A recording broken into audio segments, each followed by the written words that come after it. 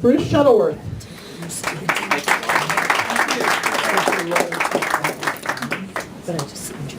First off, if I could thank the Brigades for hosting this fantastic get-together, and thank everyone for their awesome activism in pursuit of a better America and quite frankly, world. I am Bruce Shuttleworth. My friends call me a lot of things, often centering on shuttle. You're welcome to call me that. And I should probably explain why I am wearing this 20-year-old flight jacket. And I apologize if it smells a little bit like jet fuel. Yet another good reason to not smoke within 50 feet of me. So I'm at my first DC Pride Parade last year, and I wanted to show my support. I wanted them to know that the military absolutely supports gay rights, much more so than I think is commonly held. So I wore a blue t-shirt with bright gold naval aviator wings across it. And I took this fantastic picture with Miss Gay Arlington, looking very resplendent. Her, not me. And let me just say that I've been in hundreds of parades. I've had the honor of leading some, and I have never been more appreciated than I was at this DC Pride Parade. Most assuredly, our gay brothers and sisters know how to throw a fantastic parade. So I post this picture on Facebook with me and Miss Gay Arlington.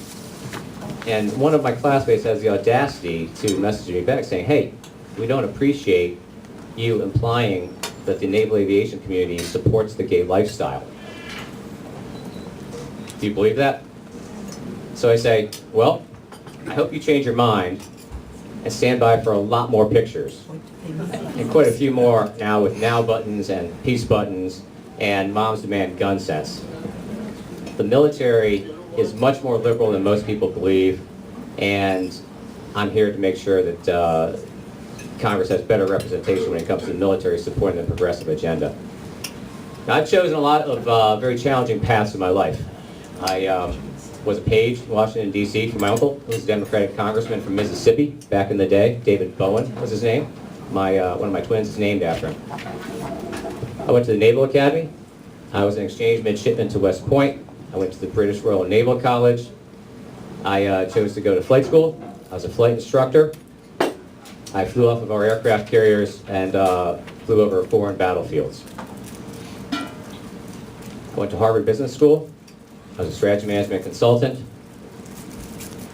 I worked in local companies leading business units. I've been in business development. I've had some challenging paths chosen for me. Both of my parents, most unfortunately, got lung cancer as non-smokers and died of it. And I've had gifts bestowed upon me. Our twin boys, Reese and Bowen, who are 11. And for us, for our family, that's like a big meal going through a snake. Sort of like, hey, Mom, Dad, why isn't that anaconda moving there? Well, it just ate a deer. It's not able to move. But it's wonderful. Thank you for setting up your mic. I need help. And now the path that I've chosen is to run for Congress. Iced tea. When I'm feeling optimistic, I think of MLK's favorite line to me, and that is, the arc of the moral universe is long, but it bends towards justice. Now, since we're talking about Congress, maybe we should strike the moral. Now, I like the poetry of that, but I don't like the patience. I'm a veteran for peace, make no mistake about it, but I'm not a veteran for patience.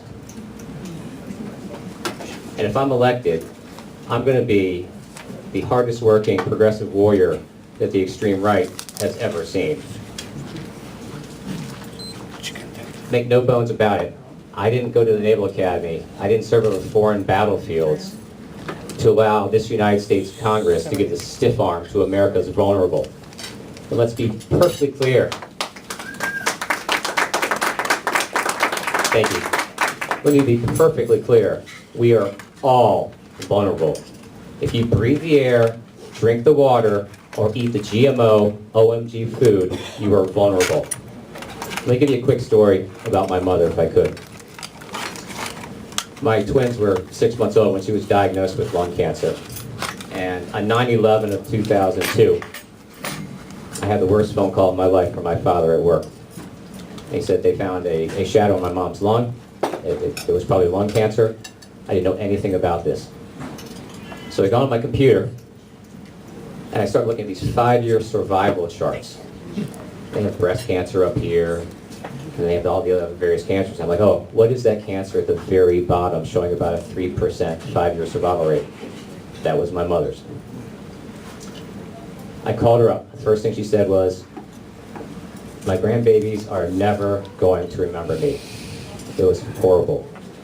The next thing she said was much more optimistic. She said, Bruce, she didn't call me Shuttle. I am never going to be more healthy than I am right now. So I'm going to take this vacation I planned with your father to Sicily. And I am embarrassed to say that I thought, not Sicily, not third world-esque Sicily. But she could not be denied it. She said, Bruce, when I come back, you can manage my health care, do anything you'd like, but I'm going to go on this vacation. So I craft her a one-page document so she can try to have a pleural effusion done. I hope no one in this room knows what a pleural effusion is. I'm sorry if you do. So she goes to Palermo. And in Palermo, she walks in, hands the person at the front desk this form. And they say, oh, yeah, we can help you with this, ma'am. Sure. 5 minutes later, she's with the doctor. The doctor says, oh, this is no problem. 5 minutes later, she's having this pleural effusion done when they stick a needle into her back and withdraw the pleural fluid from around her lungs, which is a symptom of having lung disease. 10 minutes later, the doctor says, you're free to go. My mom, 68 years of being conditioned in the United States healthcare, says, well, who do I pay? I said, ma'am, it's free here in Sicily. Emergency room care is universal health care here. You are free to go. My mom said, but you don't understand, I'm not Italian. I'm not Sicilian. The doctor said, ma'am, we know you're not Sicilian. And you're still free to go. And we had a profound discussion about this before she died. She preferred the focus and high morale of the health care she got in Palermo, in Sicily, to the care she got in the marble palace with Steinway pianos that is Johns Hopkins. It's very, very telling. I believe that we are in a triangular trap of healthcare in America, where on one side we have the fee-for-service doctors that are incented to some degree to overtreat, and that's dangerous. On the other side, we have the insurance companies that are incented to some degree to undertreat, and that's pathetic. And then on the top, we have the hospital executives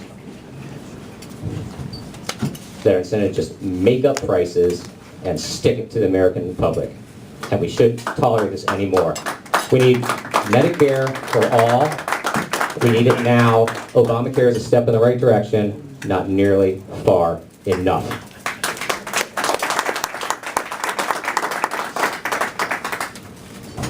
And heaven forbid you get cancer or some other disease or an antibiotic-resistant infection in America, because then you are especially vulnerable.